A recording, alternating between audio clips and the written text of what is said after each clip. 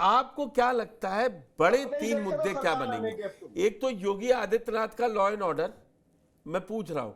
दूसरा, जो विकास 8 साल में एक एक्सप्रेसवे का पूरा जाल बना, चाहे वो केंद्र की मदद से बन रहा है या ये एक बड़े काम हो रहे हैं, इंडस्ट्रियल कॉरिडोर डेवलप हो रहा है, जो ये जमीन पे अब दिखना शुरू हो रहे हैं, ये आप भी मानेंगे। लेकिन क्या इन मुद्दों के ऊपर आपको लगता है सपा का पीडीए भारी पड़ेगा, जो ये 24 से चला है? मेरे पास है प्योर पाव भाजी का मसाला, प्योर पाव भाजी मसाला, पाव भाजी को टेस्टी बना डाला, सबका राजा आल प्योर मसाला। प्रायोजक हैं cancer healer centre, a new beginning. नहीं, सपा का पीडीए भारी पड़ चुका है 24 के लोकसभा चुनाव में, कोई उसमें कहने वाली बात नहीं है। जब भारी पड़ा है उसके बाद में ही एबीसीडी नई रणनीति नए तरीके के साथ में भारतीय जनता पार्टी नए नए सफूगे नए नए चीजों को कर रही है, और कोई भी जो दल होता है वो करता है, इसमें कोई बात नहीं है। बात आपने कहा 3 मुद्दे कौन से हो सकते हैं, मुद्दे कोई नहीं होंगे। बड़ा मुद्दा था, अभी जितेंद्र वर्मा ने बड़ा गंभीरता से सब चीजों को उनको उठाया गंभीर होके, और उसका जवाब दीपक भाई ने ये खीसे निपोड़ के उनको दे दिया। तो यही इनकी दोनों में खासियत है। मैं किसी की बुराई नहीं कर रहा हूँ, एक पार्टी करती है, उसकी सरकार जब चली जाती है, जब दूसरी की आती है तो कहता तुमने ऐसा करा, मैंने ऐसा करा। अब यही सारी चीज है। दिल्ली का चुनाव आपने देखा, प्रधानमंत्री मोदी जी ने खुद कहा कि 2500 रुपए हर महिला को दिल्ली की दिया जाएगा। 8 तारीख को डेडलाइन मुकर्रर कर दी थी, वो खत्म हो गया। अब तो जब मिल तो विपक्ष गया, उनसे पूछ रहा कि 8 तारीख को 2500 रुपए कह तो दिया गया, नहीं 2500 रुपए कहना, कह चलो दिया मैं भी कह गया। रहा हूँ, नहीं आप इसमें ये कह दो कि 500 रुपए और जोड़ देंगे, कहने से क्या होता। 8 तारीख देने की डेडलाइन दी गई थी। उस मैं कुछ दिन और कहना नड्डा चाह जी रहा हूँ। और अब ये जब पूछा कैसी गया, बात आप कर अभी रहे जब हैं? उनसे पूछा, ये जब उनसे पूछा गया कि आपने क्यों नहीं दिया, तो उन्होंने वो ये सीधे रमेश पंजाब जी, चले गए कि ये पंजाब में आप आपने लोग 1.5 साल जितने से नहीं दिया। एनालिस्ट हैं, ये कुछ ज्यादा नहीं हो जा रहा है? हम निकाले लिस्ट, नहीं, यूपीएम क्या क्या वादे हुए थे और क्या कर दिया, ये अब 8 अरे तारीख को कर दे। मोदी पर अरे इतना गुरु बड़ा महाराज, डंडा है, मैं उसी पे आ रहा मोदी हूँ, मैं और उसी योगी पे जी आ पे रहा हूँ, सारे डंडे हैं। मैं कितने उसी पे आ लोगों रहा को हूँ। आवाज भारतीय मिल रहा जनता था? पार्टी, और कोई 2014 से भारतीय जनता 17 के पार्टी बीच में अनूठी कितने पार्टी आवास नहीं है बांट दिए थे कि वो बातें अखिलेश करती यादव है ने, वो पूरे नहीं प्रधानमंत्री करती है। आवास? ये भी तो बताइए ना। तो क्या रोक दी अरे थी? आप कहिए, मैं पूछ लेता हूं दीपक जी से कि एड रोक दी गई थी। प्रधानमंत्री ने बुला के 2 बार अखिलेश यादव से कहा कि आप गरीब आवास योजना में, प्रधानमंत्री आवास योजना के तहत क्यों नहीं बांट रहे, क्यों नहीं बांटेगा? करीबन करीबन 1,51,000 घर बट सकते थे, नहीं बटे थे। मुझे आंकड़े याद रहते हैं, लमसम 10, 20, 50 ऊपर नीचे हो सकते, इतनी बड़ी गिनती। मतलब ये तो अब आज ही दे दीजिए। आप नायब सैनी का कहते, अगर खजाना खाली मिला है तो कहां से मिल जाएगा? अब चौहान जी, दिक्कत यही है ना, आप भाई नेताओं के बीच में तो बोलते हो, कम से कम एनालिसिस हम लोग करते हैं, उनके बीच में भी आप बोलने लगते हो। अरे भाई, बात बोले पूरी कैसे तो नहीं, होने सवाल दो। कैसे नहीं बनेगा? बोलिए। अब तो फिर खुद ही बोल लो, तो फिर खुद ही नहीं बोल नहीं, लो, आप फिर बोलिए। हमसे क्यों बुलवा रहे हो? नहीं नहीं, अरे क्यों नहीं, देखो, आप कह रहे हैं आपने कि जो वो, बात कही, जो आपने जो बात कही, मैं उसी पे आना चाह रहा था। भारतीय जनता पार्टी कोई ऐसी पार्टी नहीं है कि वो जो वादे कर देती वो सब पूरे कर देती है।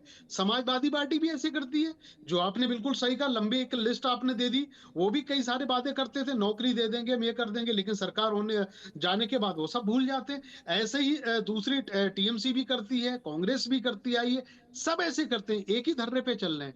अब बात आ जाती है, देखो यूपी की जो राजनीति है, जो अगले 2 साल में होने वाली है, उसको बहुत गंभीरता से देखने की जरूरत पड़ेगी। ये जो कहा जा रहा है ना कि महाराज जी दिल्ली बुलाए जा रहे हैं, उनको डांट पड़ रही है, नहीं, कहानी दूसरी गढ़ी जा रही है, दूसरी खिचड़ी पक रही है। जिस तरीके से अभी हल्की सी बात छिड़ी थी कि योगी आदित्यनाथ ने जिस तरीके से अपना पैर अंगद की तरह जो जमा रखा, उसको खोड़ने के लिए बहुत कुछ किया गया। ये फिर प्रयास किए जाएंगे।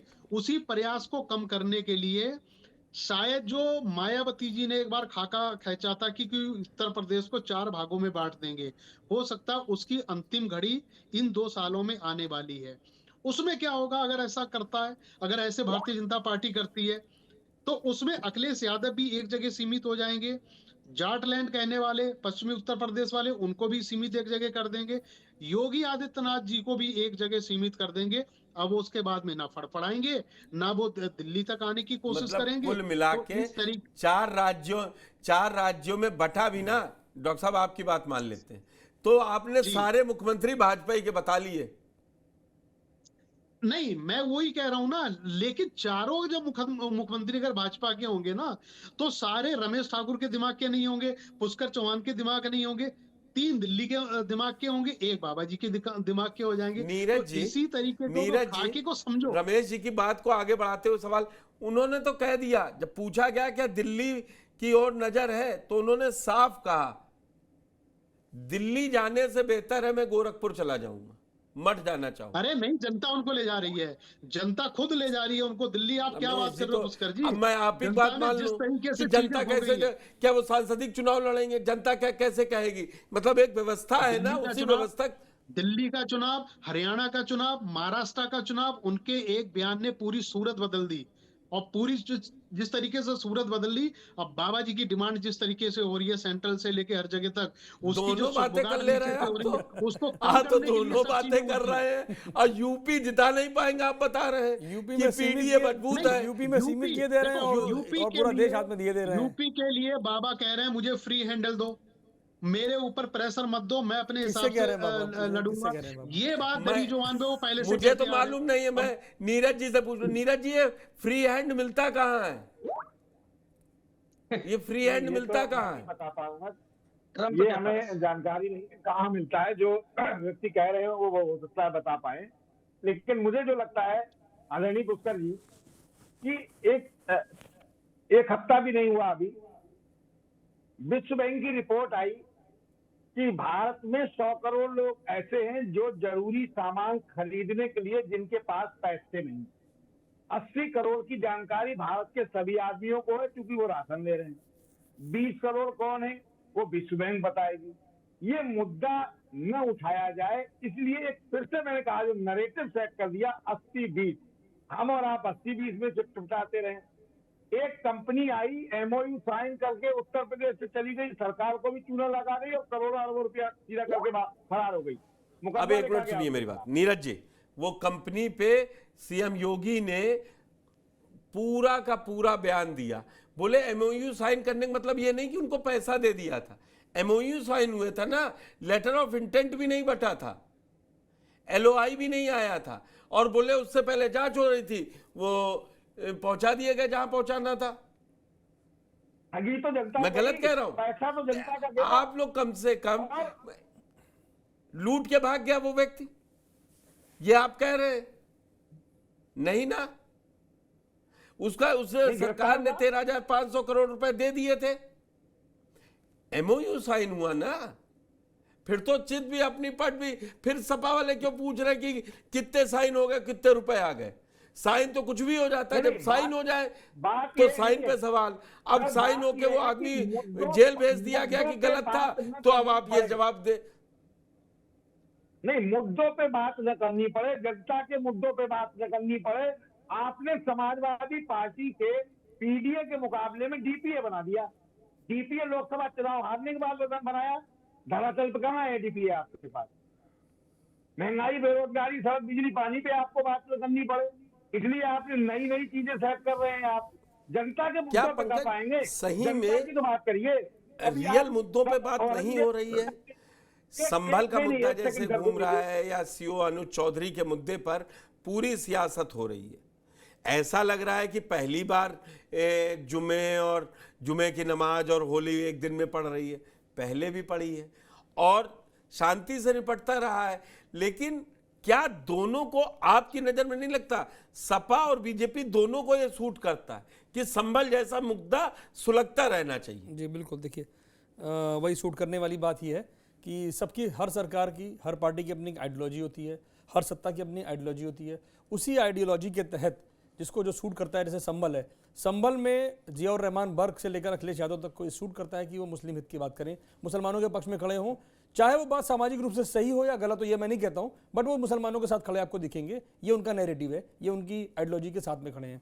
ठीक इसी तरीके से जैसे सीओ अनुज चौधरी का बयान आया, जाहिर सी बात है वो पीस कमेटी में बयान दे रहे थे, अगर वो ये बयान नहीं भी देते तो भी काम चल जाता, क्योंकि पीस कमेटी की बैठक बुलाई इसलिए गई थी कि बस शांतिपूर्वक त्यौहार निपट जाए और होली के बाद जुमे की नमाज जो है वो हो जाए।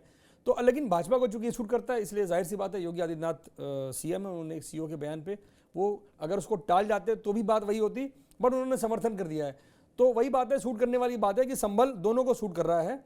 और अभी समाजवादी पार्टी जो उपचुनाव, लंबा उपचुनाव हारी है 24 के जीत के बाद, तो उसके लिए एक झटका है, जाहिर सी बात है। वो ईडीए पीडीए डीडीए आप कुछ भी इसको कह लीजिए, कोई भी, चाहे बीजेपी हो चाहे सपा हो, कोई भी कुछ भी दावे करे, बट अल्टीमेटली वोट पब्लिक को देना है। और हम और आप जिस मुद्दों की बात कर रहे हैं वो मुद्दे भी पब्लिक से जुड़े हैं। प्लस योगी आदित्यनाथ के मुंह से जो नारा निकला है कि भाई 80-20 की लड़ाई है, ये भी पब्लिक के बीच में जाएगा। हम आप यहाँ चर्चा कर रहे हैं, सोशल मीडिया पे लोगों के बीच चर्चा ऑलरेडी ये शुरू हो चुकी है। दीपक जी, मैं आऊं, जितेंद्र जी आप पास भी आऊंगा, ले सवाल, नहीं तो आपका सवाल पूछ लिया था ना तो उनसे। दीपक जी, वाकई में एक बात है जो रमेश ठाकुर जी ने सबसे पहली बार में कहा था, बोले आप कुछ भी कर लीजिए, उपचुनाव झलक नहीं दिखलाते कि कोई चुनाव है, उपचुनाव सत्ता ही होता है। और जितेंद्र जी ने उसका एग्जाम्पल भी दिया कि आप रामपुर और आजमगढ़ सब जीते और अब की हमने 1.5 लाख 2.5 लाख, वो आंकड़ों से उन्होंने बता दिया। जनरल चुनाव में आपको रियल मुद्दों पर बात करनी होगी।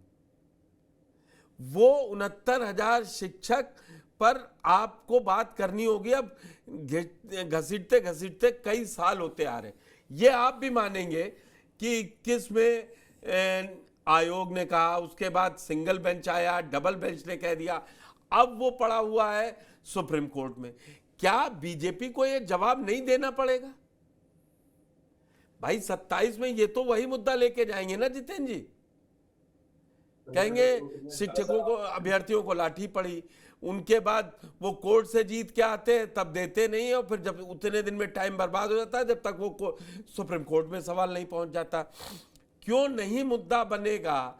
संविधान खत्म करने वाली बात के अलावा वो मुद्दा क्यों नहीं बनेगा जो आज भी गरीबी रेखा से, आप कह रहे हैं आंकड़े, लोग महंगाई से त्रस्त हैं। कैसे आप तीसरी बार, वो क्या चेहरा है कि जो दिखा के, सिर्फ योगी आदित्यनाथ का चेहरा दिखा के तीसरी बार आप जीतना चाहते हैं?